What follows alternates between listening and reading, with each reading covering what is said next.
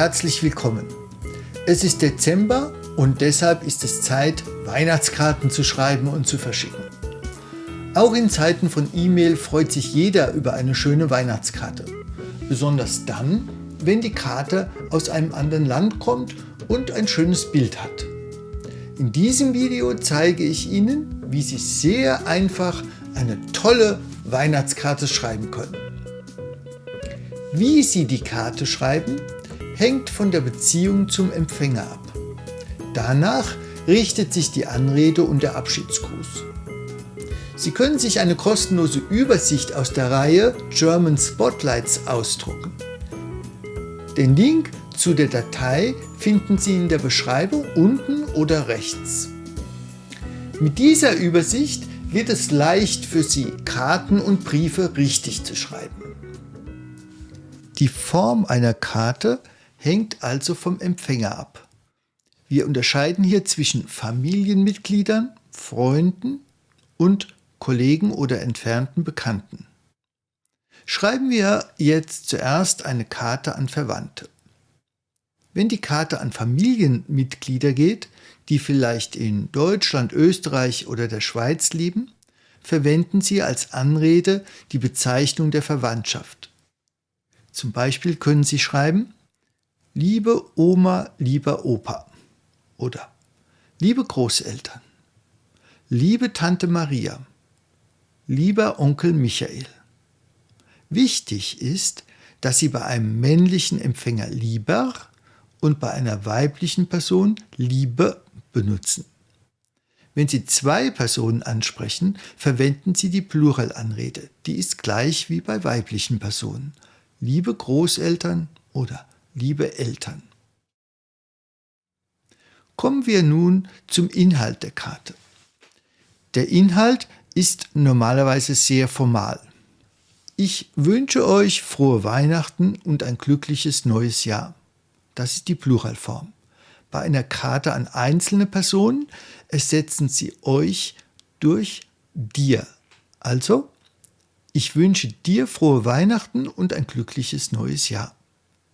Das ist der Standardsatz, mit dem machen Sie nichts falsch. Ein Satz, der etwas festlicher klingt, ist: Ich wünsche euch ein wundervolles Weihnachtsfest. Möge das neue Jahr euch Glück und Gesundheit bringen. Auch hier ersetzen Sie bitte euch durch dir, wenn die Karte an eine einzelne Person geht. Zum Abschluss kommt die Grußformel. Es gibt dafür verschiedene Möglichkeiten, die Sie nach Belieben benutzen können. Häufig benutzt werden diese Grußformeln: Liebe Grüße, viele liebe Grüße, herzliche Grüße. Vergessen Sie nicht, in der Zeile darunter Ihren Namen zu schreiben. Eine Karte an gute Freunde unterscheidet sich nicht viel von einer Karte an Verwandte. Als Anrede benutzen Sie die Vornamen, also wieder unterschieden nach weiblich oder männlich oder Plural. Zum Beispiel: Liebe Joko, lieber Marcel. Bei zwei oder mehr Personen können Sie auch schreiben: Hallo, ihr Lieben.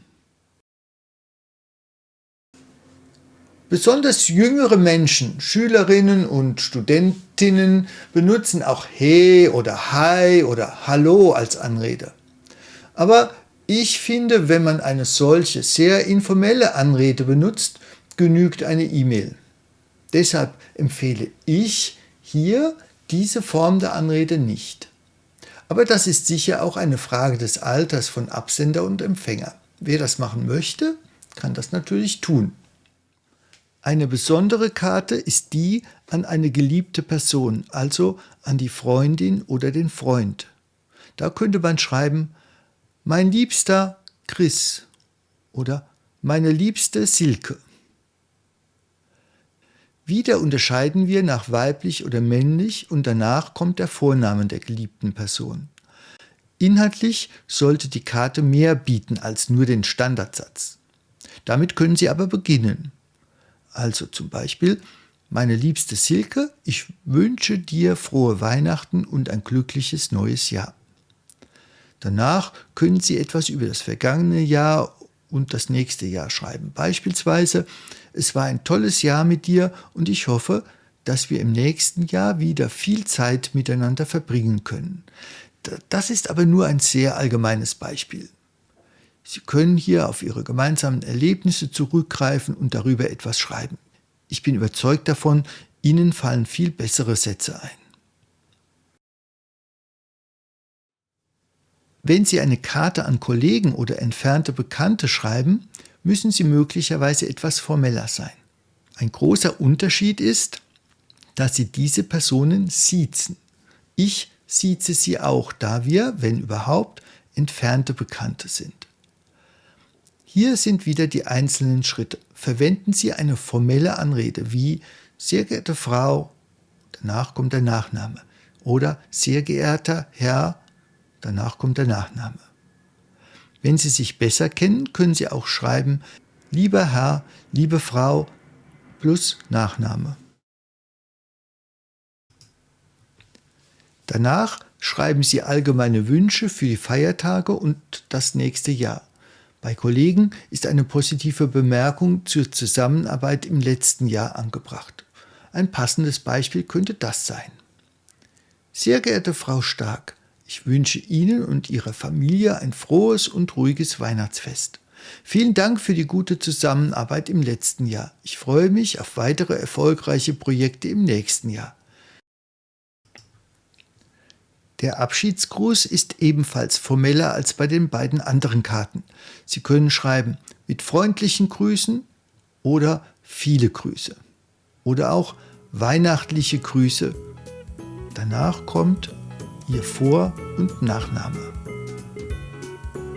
Beachten Sie, dass Weihnachtskarten meist kurz und prägnant sind. Sie haben auch nicht viel Platz auf der Karte. Halten Sie die Texte daher einfach und freundlich. Und noch eine kleine zusätzliche Anmerkung für den persönlichen Touch. Schreiben Sie die Karten, wenn möglich, handschriftlich. Handgeschriebene Karten wirken viel herzlicher als gedruckte. Vielen Dank, dass Sie heute mit uns gelernt haben, wie man Weihnachtskarten auf Deutsch schreibt. Wenn Sie möchten, laden Sie die visuellen Informationen zum Schreiben einer Weihnachtskarte herunter. Wenn Sie diese Übersicht auf Ihren Schreibtisch legen, können Sie einfach jede Karte richtig schreiben. Ich wünsche Ihnen frohe Weihnachten und bis zum nächsten Mal.